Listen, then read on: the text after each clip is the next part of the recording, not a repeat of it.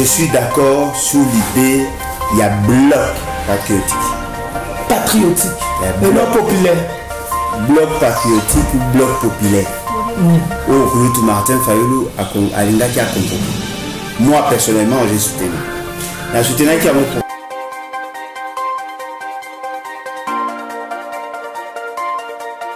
Mais la plus grande force à M. Félix, c'est d'être en face des gens qui ne sont pas sérieux dans ce qu'ils font. Beaucoup de films, c'est pour rien. M. Moïse Katumbi Longwa, ce qu'on connaît comme le Matikala. Denis, c'est ça, mais parti, non? Denis, c'est ça, a dit clairement que dans le Moué.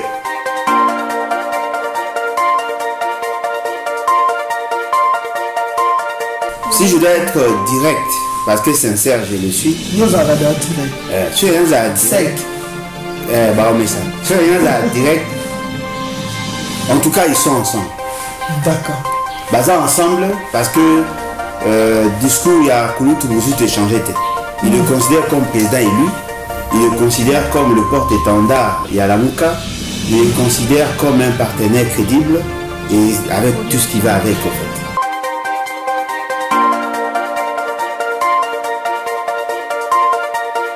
Bonjour, bonsoir, bienvenue dans l'émission Toloba Politique, une émission qui est présentée par moi, Trésor Kengbouke, l'école au Congo. Bon, Mengomo Konti Nazali. C'est encore un réel plaisir d'être devant vous. Et l'actualité, taille bavette, et ça la Kemotonio Saloba. Moi, Trésor Kengbouke, Nazalakawana, Toloba Politique, Pona, Kosolo la Kaka, Oueza, actualité, il y a Mboka Congo. Et aujourd'hui, je vais recevoir pour vous un invité de marque.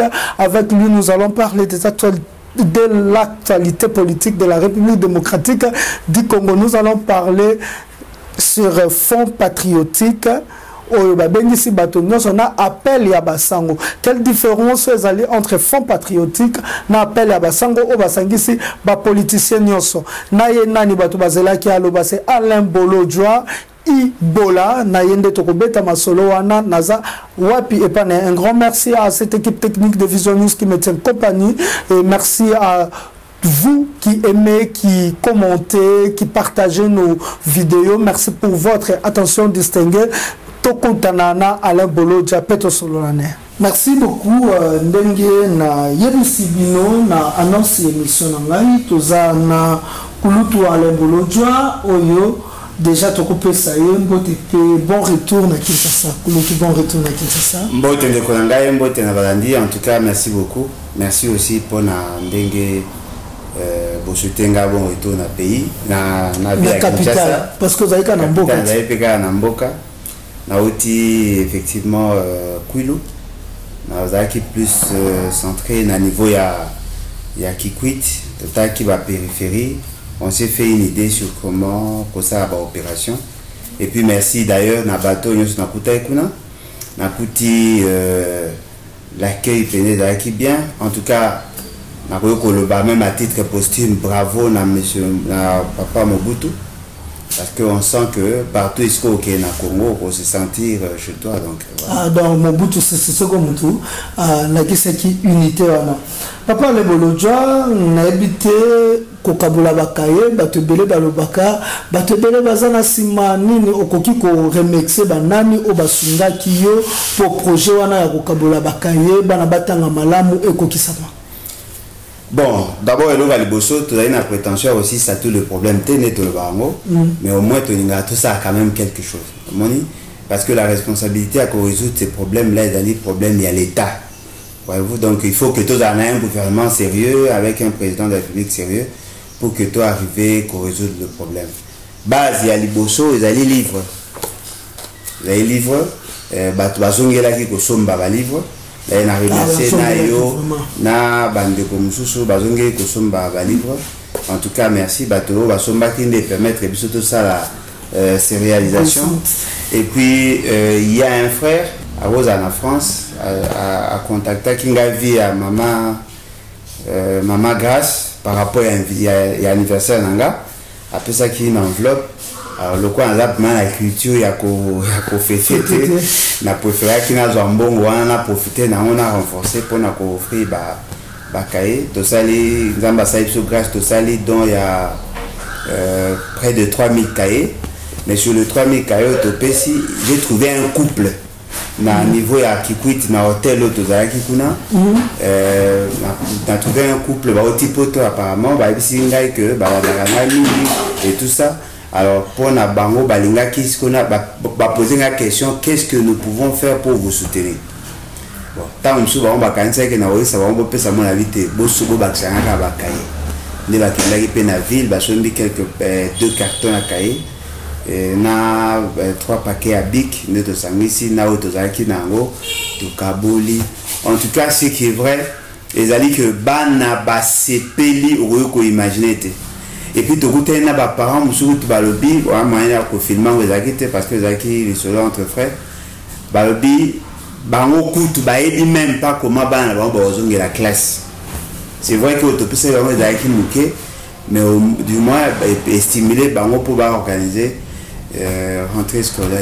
Donc, tout le monde a action et continuer et c'est ngeli kaka ko somba livre où il y a papa Alain Bolodjoa ce qui toko la kisango forêt congolaise conflit nébuleux d'objectifs écologiques et économiques. On a poto et côté comme 20 euros 30 euros plutôt bakozwango na France na Belgique et na ba pays ezate au go tinda 30 c'est $20 awana moyen de transport qu'on a écomela yo kosomba livre où ezali ko garantir avenir ya bana parce que mundele obino le beta to le mundele sala makabu pona présent kaka te mena avenir ko ba lobby Congo oyo to ko loba Congo banani bako yingela Congo ango éducation ni negoza ba Congo ango ça sur biso pena kulutu dosta kamite to ko bana na orphelinat bana o ba kufela batata ba mama esika wapi to ko keka ko pesa kaite mais ko pesa pe leçon patriotique pour bana na lobby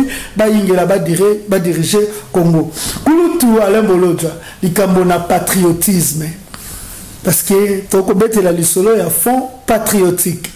Dans la ligne, to beta bato ba comprendre d'abord patriotisme. Patriotisme ezali nini. Pour to kende na mbela o babengi fond patriotique. Bon,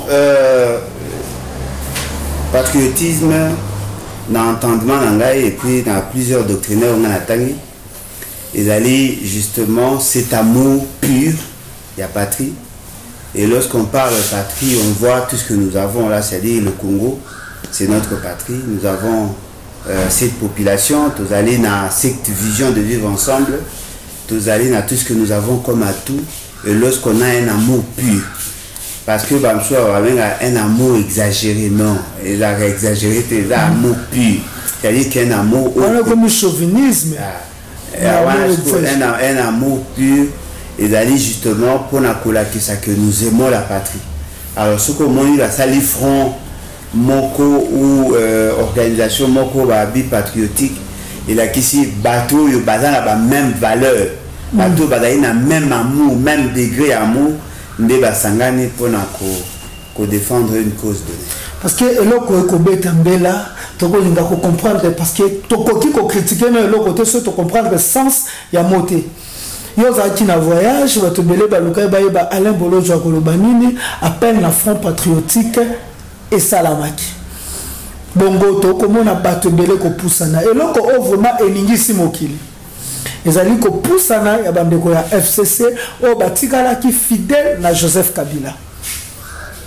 Est-ce que ces gens-là batikala ka fidèle na pays mais na Joseph Kabila on peut les appeler aujourd'hui aussi ba patriotes pour se répondre à fond patriotique?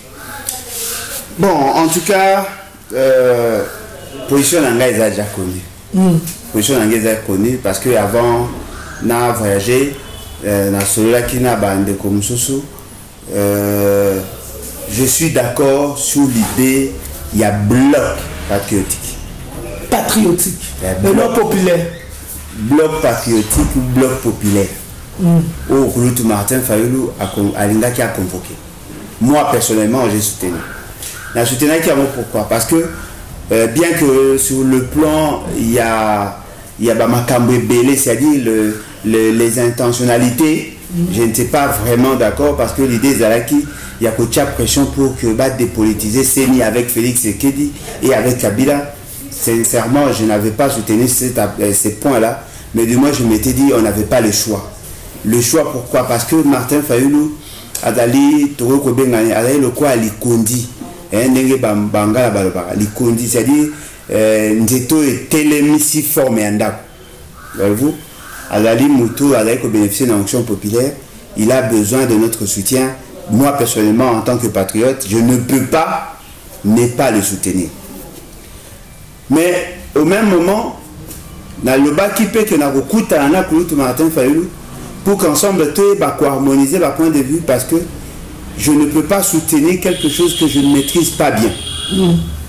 Et puis dans le bas qui dans l'émission qui n'a de Michel Mangala et pas il y a de Jacques na MSML dans le bas clairement que je peux soutenir ma condition que parmi les conviés ou bateau Bengama FCCAIA en tant qu'organisation autonome et non en tant que militant ou adepte à Kabila. Parce que le problème que c'est que FCC a Koya dans le sens que bateau ok, on ne va plus soutenir la personne de Kabila, mais nous soutenons peut-être le pays à travers Kabila, ça c'est autre chose. Mais on va soutenir Kabila, la personne. Ce qui fait que même temps, dans qui peut même avoir tourné au Canada, et donc, le col a déjà na Sanza, cette organisation, le col a déjà na divorcé, na la exorcisé, na batouana, na koki jamais pour faire l'escamo, na bango, pas bête la na masoura kabila. Ce qui veut dire que déjà, un qui déjà nuance.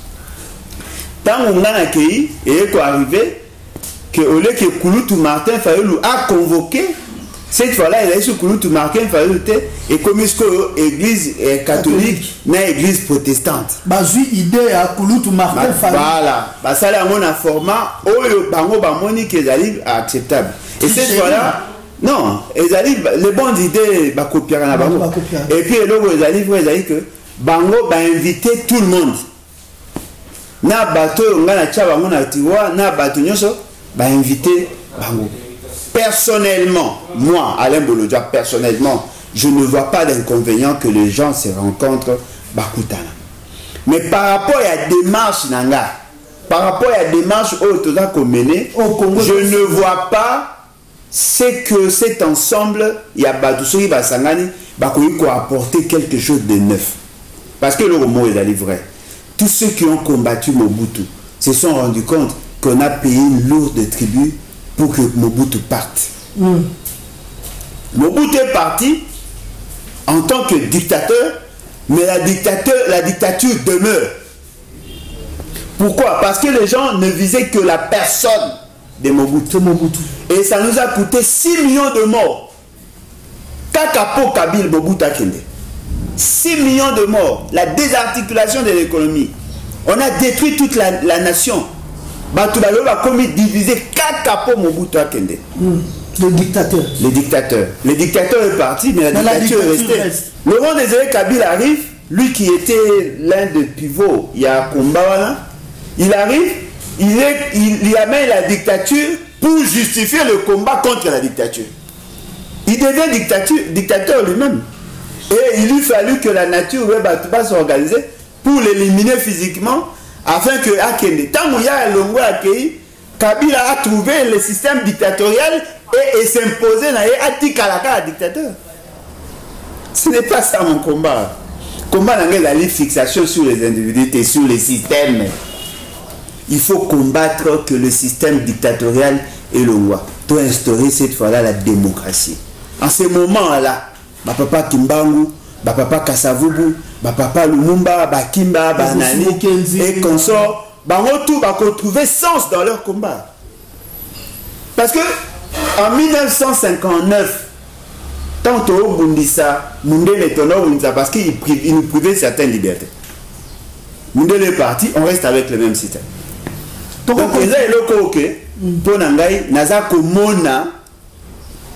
on ne peut pas combattre la dictature avec Kabila.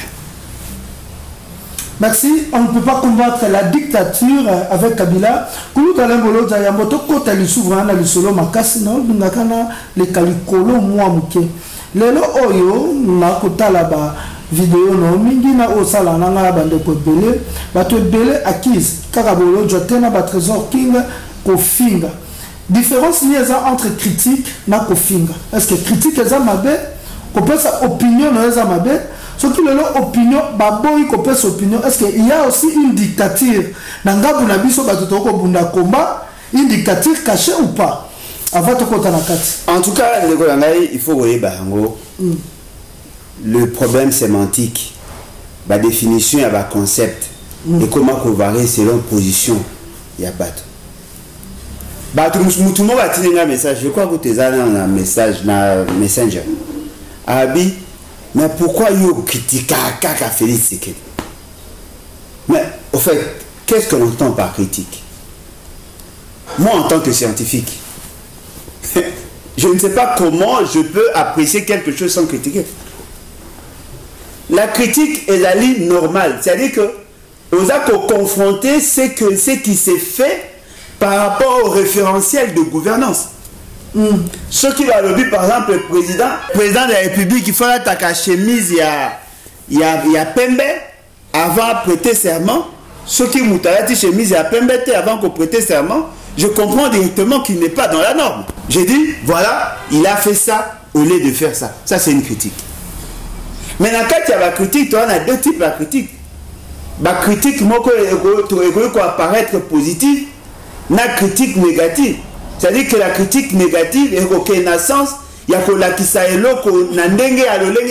dans le sens de nuire.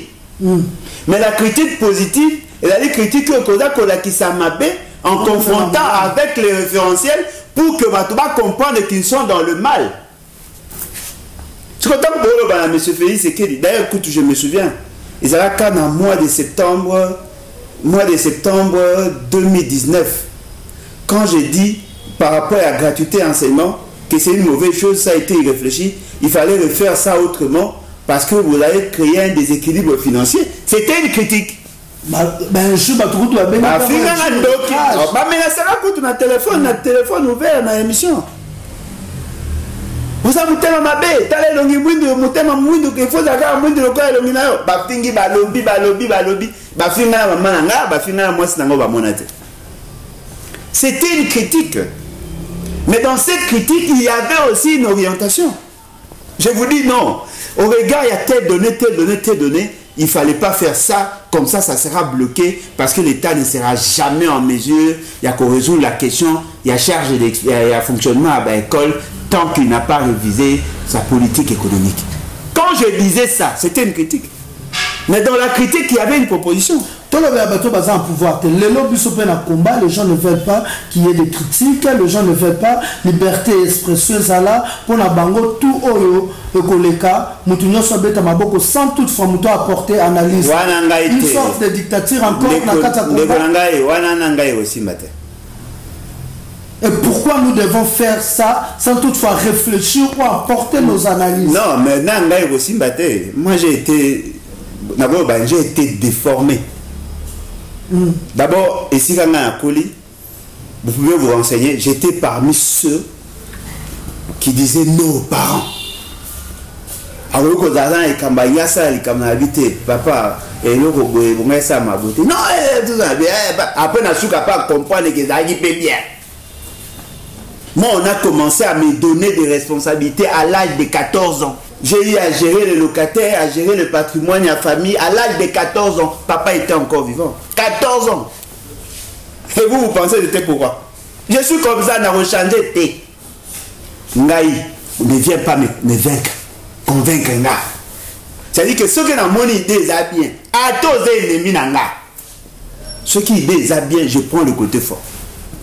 Le col à l'élo, Kabila P. L'idée, ce qui est bien, il y a pour combattre d'abord dictature où Félix a instauré. L'idée, tout ça, Kabila a porté une main forte parce que Ngamoro Kabila n'a yebi ma belle dictature. Wana yo soutenir. Non, mais c'est clair. Kabila s'est créé un monstre. Dans le barayango, je peux tout pardonner à Kabila, sauf le fait d'avoir fait de Félix Sekedi président en violation involontaire. Monsieur Kabila a dit, ok, je reconnais que Nassali Mabé. Attends, vous savez, pardon en plein air. Mais je vais défaire ce que j'ai créé. Neutraliser le monstre que moi-même j'ai pu créer. Qu'il le fasse d'abord. Ce qui a Monica Hassan a dit, ah ok, il a commis un péché, il s'est repenti, il a réparé. Aujourd'hui, je l'accepte. Pas aujourd'hui. Non, ça dit pour éviter à Alexandra qu'il est sincère. Et comment il peut combattre le monstre qu'il a créé dans les bandes et les institutions de Ngazabongo, ou comme on a dit ma dictature ou ma rébellion? On est allé, formant en Italie, et puis d'ailleurs la constitution n'a pas été suffisamment claire. On est allé, ce que le biono, l'Ibakou, on est allé à corriger. Pas surtout au monde, il va pour tout matin, par exemple, il va bimba, baza ko kangaye, baza ko chaye, baza ko torturer, baza ko pekisa ba client, ba ko tana hôtel, na ba osa mabe, ba osa la yewana. C'est justement parce que Kabila a désorienté volontaire un peuple. Est-ce que la confiance, l'espoir au SSITA en 2016, les gens ont voulu que Bamona Kabila qui, pour que pour la première fois, de connaître une alternance démocratique, civilisée et pacifique. Les gens se sont investis. Autant qu'il va réussir, lui il est mort pourquoi? Pour avoir le pouvoir? Non, il s'est battu pour qu'à mon espoir, voilà. Les gens se sont sacrifiés. Moi j'ai quitté la majorité présidentielle pour aller soutenir l'opposition afin de voir ça. Parce que quand il y a majorité, il y a qui n'a pas bateau, il y a qui forcing, il y a qui n'a pas bateau, que Kabila devait sortir par la grande porte. Dans le courant, j'en faisais partie, bien qu'il y ait Moro Koutou, Henri Thomas, vacillé, mais j'étais parmi ces gens. Il y a des vidéos, même bataille, des personnes qui partagent. Merci d'abord. C'est-à-dire que je voulais que Kabila sorte par la grande porte pour que tu maintenir la stabilité de ce que nous avons construit. Nous nous sommes battus pour redresser les choses, revenir la constitution pour que le pouvoir soit limité par la constitution. Ça, c'est notre combat. Ce qui Kabila a dit par la grande porte, c'est-à-dire qu'à cette élection, Moutou n'a l'équité, mais Moutou a l'équité, c'est-à-dire Moutou au peuple aponaki. Moi, j'allais dire, ok, je me suis battu, voilà le fruit de ma lutte. Il a détruit tout ce que nous avons investi. Est-ce que vous avez imaginé, il a fallu 7 ans pour avoir la fin? Abani na mabe na oui, mais avec au baby ça les sous en nous imposant Félix Tshisekedi. Ce qui veut dire que tout ce que moi j'ai consenti comme sacrifice est couillé à la marque. Et aujourd'hui, vous acceptez tant que Félix Tshisekedi à Kabwana na Kabila parce que le gens de l'Union sacrée Baloba Ango, communicateur à UDPS, que Félix Tshisekedi a longi Kabila, à Kabwana Kabila. De notre côté, parce qu'il y a une mission de l'autre côté, Baloba, na qui n'y est pas ça qui n'a qu'à Toloba te Félix à Kabwana na Kabila te. Mais l'élo tant l'église catholique. Zuli Kanisia Kouloutou Martin Fayou, le Welelsi Amo Ebito Sangana, ce qui la cabine, et beaucoup, ça l'est des populations d'Imaké, il y a solo Félix Tshisekedi à Kabwana na cabine. Il faut être très prudent. Dans exemple à Libala, ceux qui vous saluent, mariage civil, le mariage devient à un format légal, qu'au la chambre. Tout au Kabola ne veut pas dire que vous avez consommé le divorce. Kabila et Félix Tshisekedi ont pratiquement le même souci à pouvoir. Kabila et Félix Tshisekedi ont un deal à Koro Basignaki que personne d'autre ne connaît. Le problème est problème, il y a FCC Nakashi. Il y a pas de Bakabwana. Mais Kabila na Félix Bakabwana. Non, mais Bakabwana. Parce que ce qui est la moi na kati Bakabwana. Ce qui est le, pourquoi ils allaient la moi na kati moi na ngweza pouvoir. Ce qui est le, bofandi na Kabila sikamoko. Okomona te l'ami de mon ami et mon ami. Non, mais comme peut que vous avez bobalo azana pour ça se débarrasser na moi si. Parce que à mon aki makambo ya moi si ya kanisa ikaza moi ça malonga. À mon que moi ça n'a pas répondre à la critère à chakité à na pour ça bosunga et pas se débarrasser na moi si mais ma beka pas ko vivre en célibat à koluka ba moi si monsieur je crains les abatalamuka. à ce qui a bali moi si mon sous ma belle à libala ngo kozani mais kozani mais parce que mobile on a déjà tué pareil avant bala moi so azi sur quoi la radio mobile mabe donc ça bali ka base za pour na makanisi mabe ah bien sûr alors biso aussi na biso zaini et ali que nous devons non seulement combattre les dictateurs Félix et d'ailleurs tu as le dictateur comme un tyran pour agir de la promotion au lieu de combattre les tyrans Félix et Kédi. Il faut combattre le système. Et le système actuel ne peut pas bien fonctionner avec Kabila.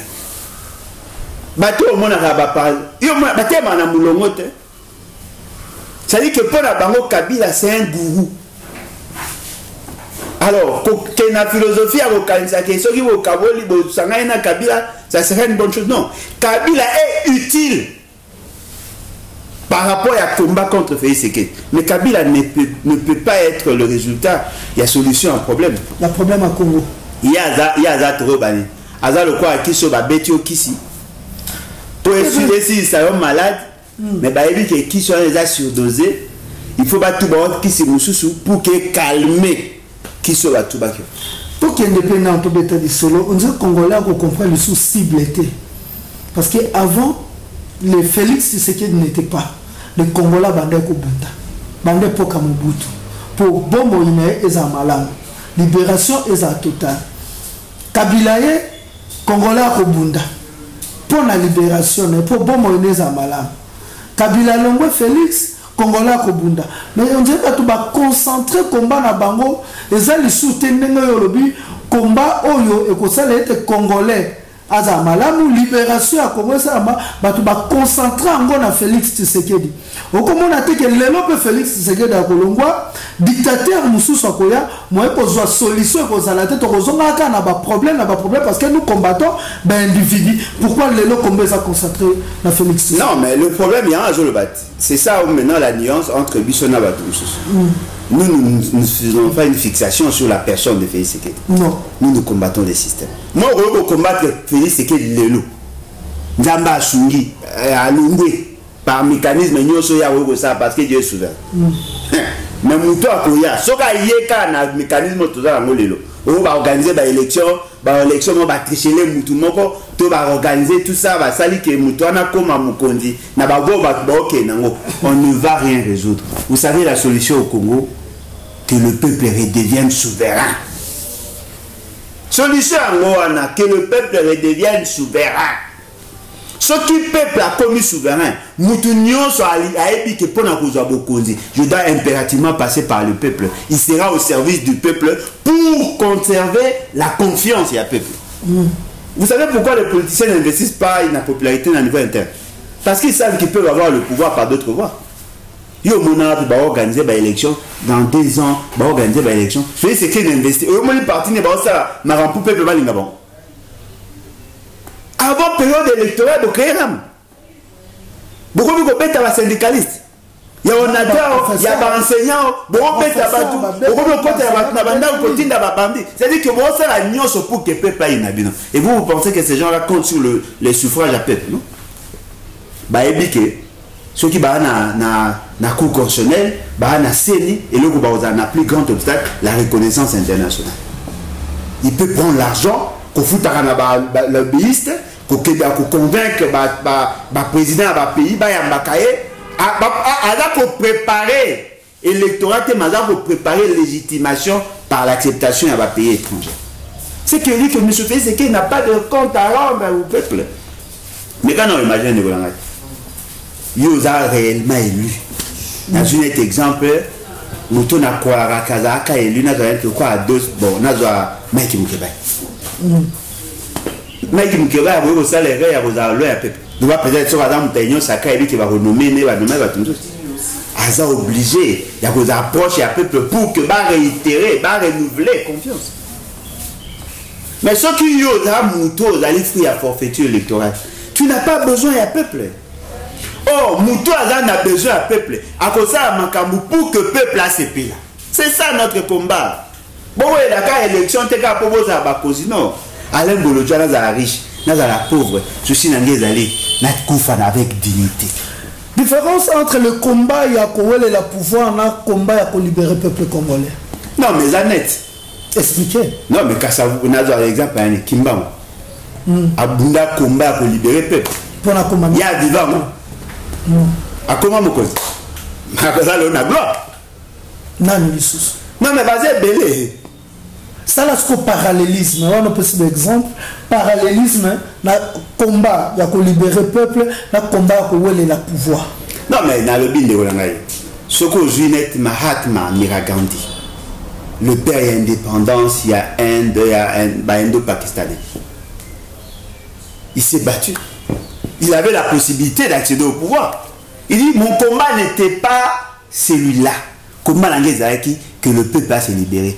L'indépendance, c'est pas ça, n'a pas indien, n'a pas pakistanais. Abi, moi j'ai atteint mon objectif. Ce qui reste, c'est votre affaire.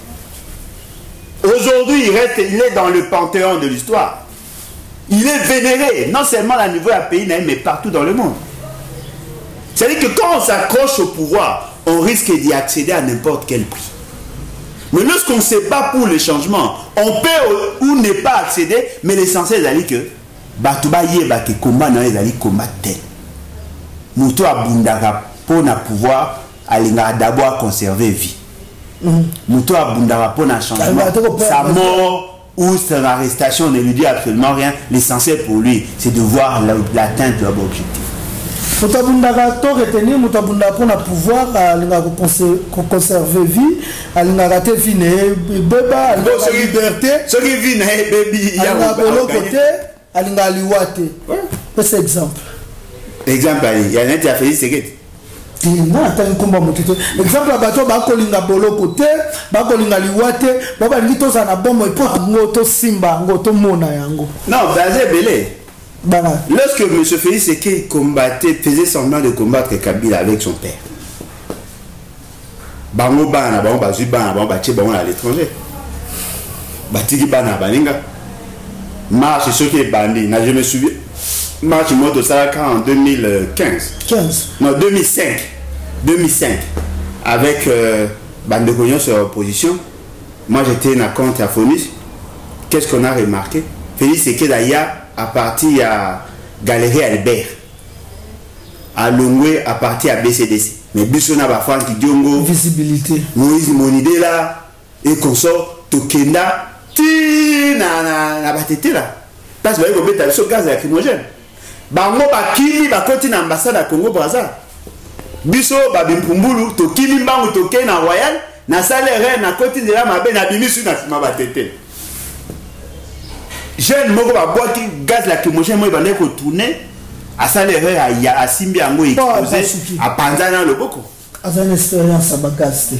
Donc ce qui veut dire que eloko wana il faut batba des gens qui se battent pour la libération du peuple, bah ça coche à la vie.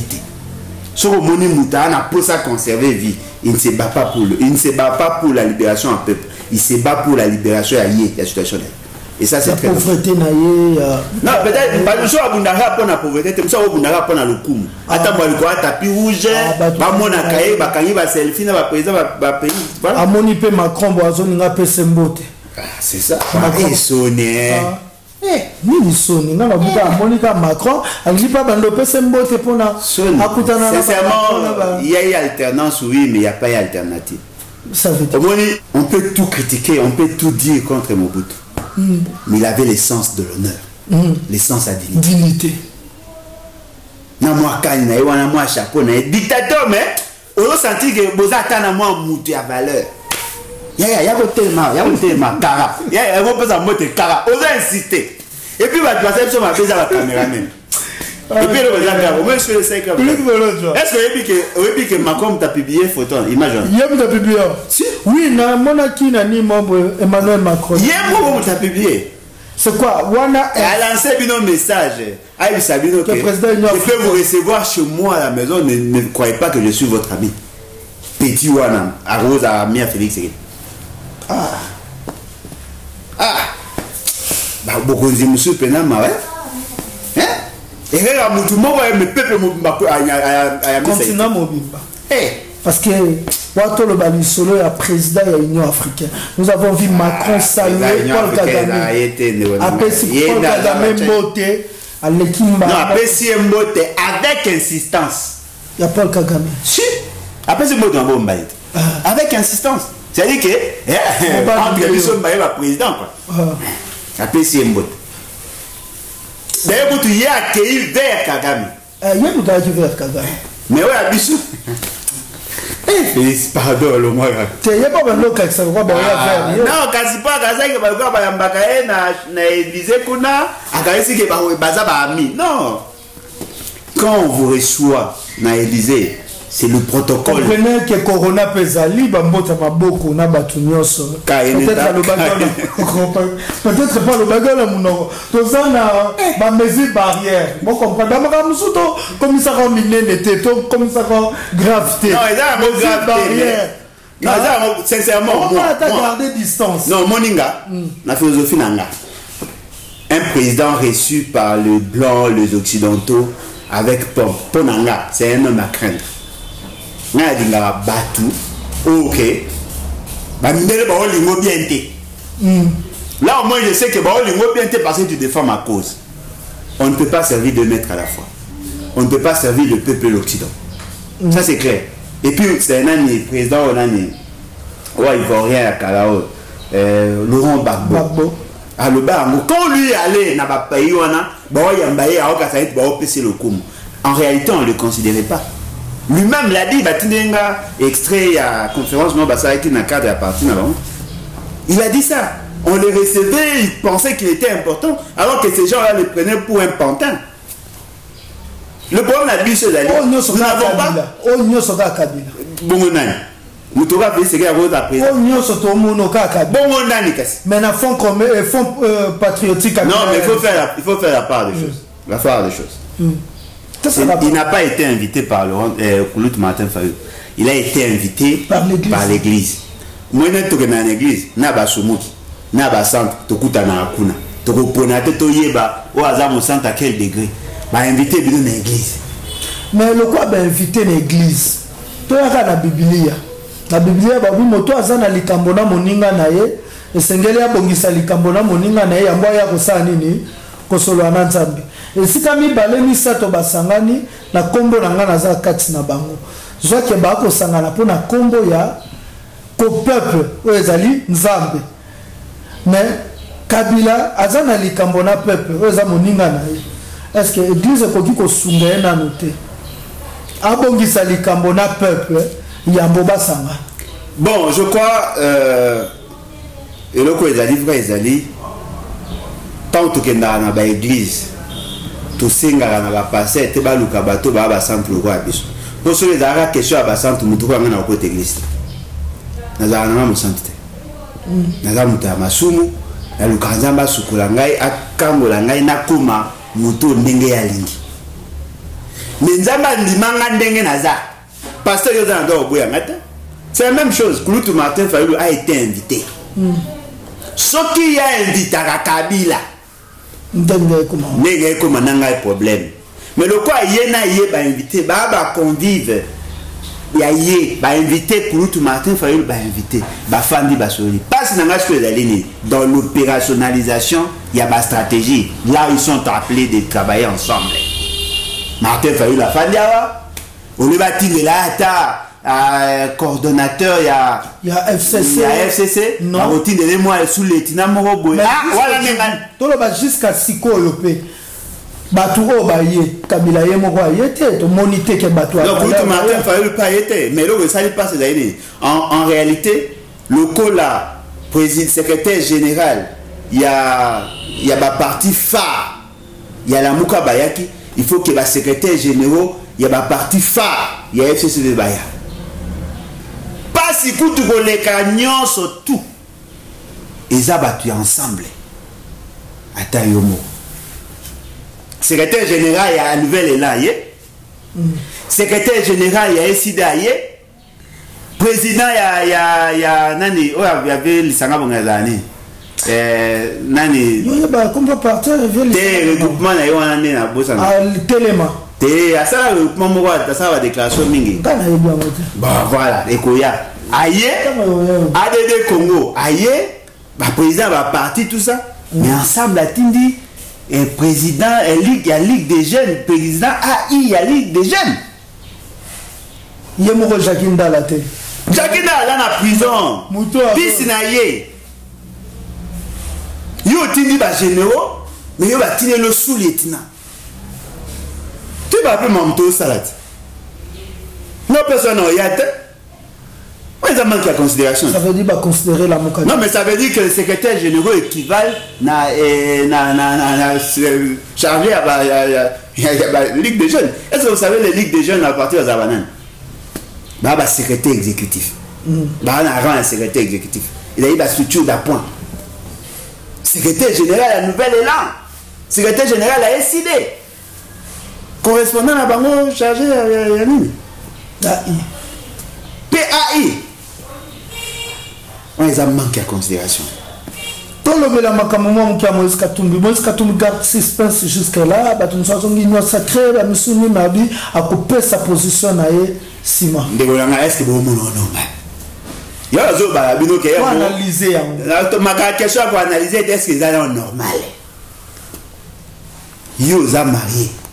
Bon, ils sont moi aussi. Alain Bolodjoa marié. Il oblige à moi. Alain Bolodjoa marié, n'a pas de combo. Alain Bolodjoa marié, exemple Nanga. Alain Bolodjoa marié, na Nancy. Madame Nancy. Et il y a une dernière madame. Nancy. Si quoi? Nancy a divorcé na Alain, a divorcé na Alain, ma côté déjà n'a pas la balle. Katumbi n'est pas sérieux. Non, mais non, même bateau, est sérieux.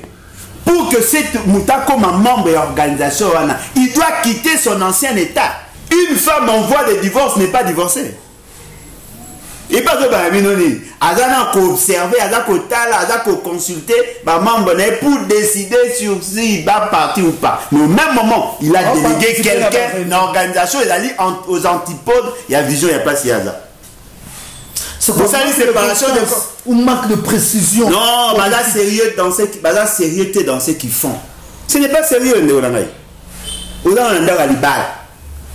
Madame Bolodjoa, mon côté l'Ibala. Mais moi, si nous avons vivre entre les deux foyers, n'est-ce pas que non, là qui a été point. Oh non, mais madame, dites-moi, comment peut-on participer dans l'organisation? Il y a bateau, basali, front dans la cadre de l'église avec l'idée de faire partie Félix Sekedi parce que c'est ce qu'ils ont dit. Au même moment, tu avais Félix Sekedi. Mais bon, c'est une stratégie, il y a qu'à créer confusion. Ils sont à gauche et à droite. On a le Comoro, on a maille, le Comoro, on a boîte. On a quoi? Mais on a merci. Merci. Monsieur Félix Sekedi. Monsieur Félix Sekedi est faible. Mais la plus grande force à Monsieur Félix Sekedi, c'est d'être en face des gens qui ne sont pas sérieux dans ce qu'ils font. C'est vrai. Beaucoup de ces cas, c'est pour rien. Monsieur Moïse Katumbi Longwa. Ce qu'on peut dire, Tikala. Denis, c'est ça, on est parti, non? Denis, c'est ça, on a dit clairement que dans le moué. Non, mais qui m'a dit,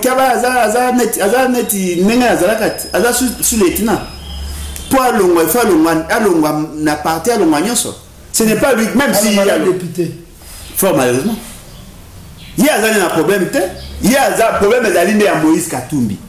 Il y a et moi, pour Moïse Katumbi, à perdre l'avantage au pouvoir des OPSAE, ou sinon à perdre des bateaux, à perdre l'avantage. Mais vous comptez sur lui, sur base de quoi? Et puis, secrétaire général qui n'a pas décidé. Il fidjité. Il tombe à terre pour le bateau. Non, à cause de cet avion, pas comme il était ici à Lubumbashi. Lubumbashi qui tient à 2 heures. Et vous savez ce qu'il a fait? Il a mandaté les chargés. Il y a la Ligue des jeunes. Quelle humiliation! Quand tu allais voir le jour, moi, songi moukié pour bateau, parce que là-bas, tout n'a vraiment oyo pour Mikolele qui est belé, bateau bako loba concernant le président Martin Fayulu, le premier Adolphe Mouzitou, Zalaki, coordonnateur à la Mouka sortant, Martin Fayulu, Lelo Azali, coordonnateur à la Mouka en exercice. moi nungu etamboli ke bazo yo kanate mais le quoi yo uta ko kutana na kulutu Adolphe Muzitu tango su batu bakomituna ale bolo ja ko to le velo kwa tango yo koti au sololi les idées la muka tout va bien. Bon, en tout cas, si je dois être direct, parce que sincère, je le suis. Yo zarada direct. Je suis un direct. Bah, mais ça. Je suis un direct. En tout cas, ils sont ensemble. D'accord. Bah, ça ensemble, parce que discours, il y a Kouloutou Mouzoutou échangé. Il le considère comme président élu. Il le considère comme le porte-étendard. Il y a la Mouka. Il le considère comme un partenaire crédible et avec tout ce qui va avec, en fait. Mais le mot n'a remarqué. Mais bon, déjà, non, surtout. Mais le mot n'a remarqué. C'est comme si ma mésentente est pas entre Martin Fayulu mais entre Essidé et Nouvelle-Zélande. En mésentente entre deux partis politiques. Deux partis politiques. Mais les leaders, eux, n'ont pas de problème. Le cas de Mouzito, elle a trop diplomate, tout ça, tu vas les belé. Alors qu'il n'a marqué qu'il n'y a pas de problème. Mais j'ai senti au moins qu'il y avait un petit souci. Et ces petits soucis-là peuvent être gérés facilement. Parce que Bobo Santé, avant, j'avais promis d'ailleurs au coup de parce que ceux qui j'avais dit d'ailleurs qu'ils vont obligés à revivre ensemble. Kabila ne me dit absolument rien. Moïse Katou ne dit absolument rien. Catholique, discutable. Protestant, peut-être. Mais bateau, mi balé. Basa la couille, tu nité. Babu la tana droit que l'autre a tege bakabouani. Et à bango mi balé. Parce que Baza peut porter l'aspiration à tout un peuple. Alors, ba parti ba keba. Ba CG. Non, ba CG bout national. Ba organisé bien. Ba parti ba keba. Parce que ce qui va en tendance, il y a qu'à créer conflit entre les deux. Les deux leaders, à Bango Baza d'accord, au Kabouane. Nous sommes le ensemble parce que les deux leaders sont ensemble.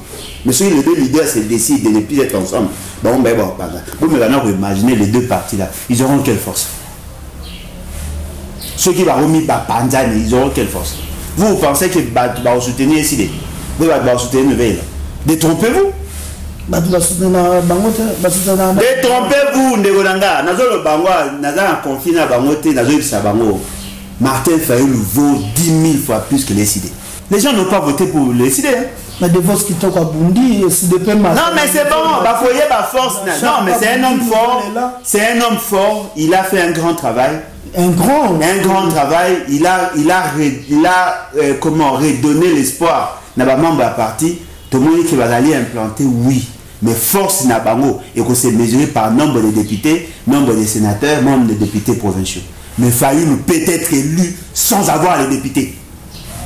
Bah, vous côté Fayulu sans décider. Attends, il y a combien de candidats indépendants à voter? Il y a voter, va voter décider. Décider à combien de députés? Ensemble, dans ensemble, il y a 5. Bah, on tout nouvel élan. Mais Martin Fayulu a obtenu combien de voix? 62. Comparer le nombre de voix obtenus par Martin Fayulu et le nombre de voix obtenus par les deux partis. Rien à voir. C'est-à-dire que Martin Fayulu, c'est un produit consommable. C'est un produit vendable. Et si on travaille, on peut acheter Martin Fayulu et laisser les idées. Alors, ça, l'effort va travailler en synergie. Ça, c'est juste conseil en famille. Bien que les Guinéens vous supporter. Ça l'effort. Et là, Makamboute les Kanaté ça l'effort. Non, mais Makambo a secret n'a pas on a bêté en tête. Il a un conseil. Ça l'effort va travailler sur l'unité. Parce que force n'a pas mot, n'est pas sur espoir. Soyez Bakabouani, n'a ok pas. Yo ok pas. À tous les journalistes. Tenga Mikolo na tiki na vraiment pour la tout à parti parce que tout boya. Et comme il mouta journaliste a mouta mais na carte no yebi. Journaliste a mouta mais trésor qui a mouta te aza mouta nzambe. Non mais nzambe na mouta sens ya oyo soutenir tanga na mouta mazembe c'est na za mouta Moïse Katumbi. Merci beaucoup pour nous aller bolo jazz qui plaisir ya koyambayo s'il faut encore rappeler internaute ba ko la biso o bazuli ba ko la biso nous avons ces livres déjà Et il y a les issues belé, si vous voulez soutenir l'action à Alain Bolodjoa, nous avons dit que vous avez qui sans presse, mais tu dis que prochainement. Non, la vidéo, réseau vous avez. Ah, tu es au Kenya sans presse. On a un niveau de presse, un niveau de presse, tu as un peu de voyage à 700 $. Au Kenya, na presse.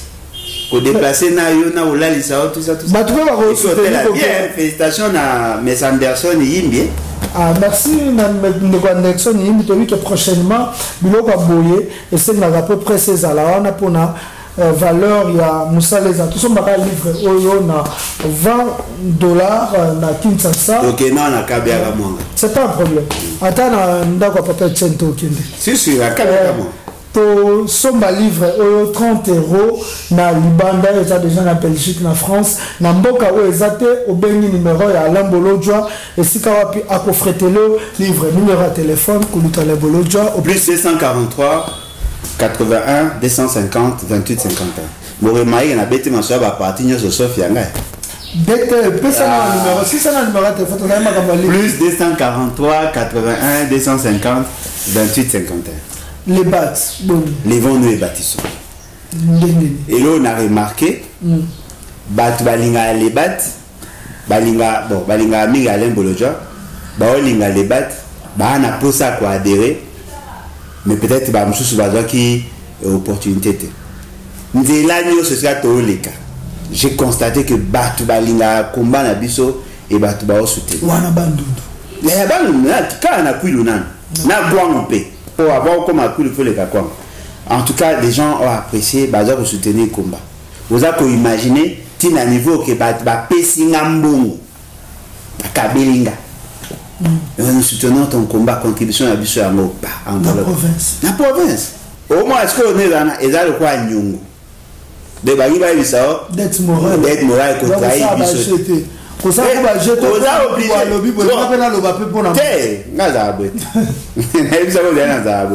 En tout cas, merci. Vous assure, combat na ça, c'est une sincère. La vérité, ça la combat pour la binoté. Ça la combat pour mon honneur d'abord. Na oyo ka soni ko tikela bana nga héritage ya mboka boy. To sangisa ambe ba force. Voyez-vous? Ce qui n'a pas king, et là, il y a commis adepte, il y a adepte. On a quelque chose en commun. Tout le monde a combat, bien que séparés, mais nous sommes unis peut-être dans l'idée moko. Même chose. Avec Koutou Martin Fayou et les autres. Donc, Bisso, Nabino, Togo Kabouanga, jour Bino Botrahi. Parce que moi, je n'ai pas de raison d'échanger. Ma proposition, Yaka, Maramebe, Yaka, intimidation, Yaka, Maramebe, pour Bayara, Nana Boutou, Nana Moï. Mais le fait seulement que nous sommes déterminés, on est là. On va continuer notre combat avec les battes. Batte belé qui n'a les battes. Baozi la biso aussi ça m'a amené. Bamsou pe na carte na biso, ba supporter na bango ndalate. Soki ba benga kama muke pa bendira moi. Bamsou ba ko ba ngata ba $200, ba $500. Ba OK na bango. Bamsou ko na ba promesse ka. La promesse, surtout fait c'est que pas ça agenda. Mais ce qui est important, bateau ba otikala. Bendé est toujours le coup. Merci beaucoup. C'était pour moi un réel plaisir de présenter ce nouveau numéro. Il y a une émission politique. Et comme je vous avais dit, je vous avais promis qu'il y en a pour recevoir Ponabino Kuluta Alain Bolodjoa plutôt. Le Baka Bolodjoa. Alain Bolodjoa. Merci pour la bangalo tout balingana prononcé comme on a bien et na yambeli dino payer zaki sengombo yoki ba oh ba tout isami na motema bo supporter parce que la vérité nyonso le quoi le coûter comme la vérité na mokili so ata mutalo ba vérité et bimaka le kuta mabe ya mokili oyo ezali ke batu bakoma kozwa mabe ba commission eza réalité o réalité nde yango wana mais il faut tout le cateau mesana malamu mais na ebisa bino tozapeka obligé te ya kolula moninga mosusu pour attendre taba o ba pimela mino ko swanta ba pesa maseka ko se défendre surtout ko ya ko se défendre na mino ko lula nkolité se défendre na moyo yo sana mo merci tout ko tembalasi bye maman ali 16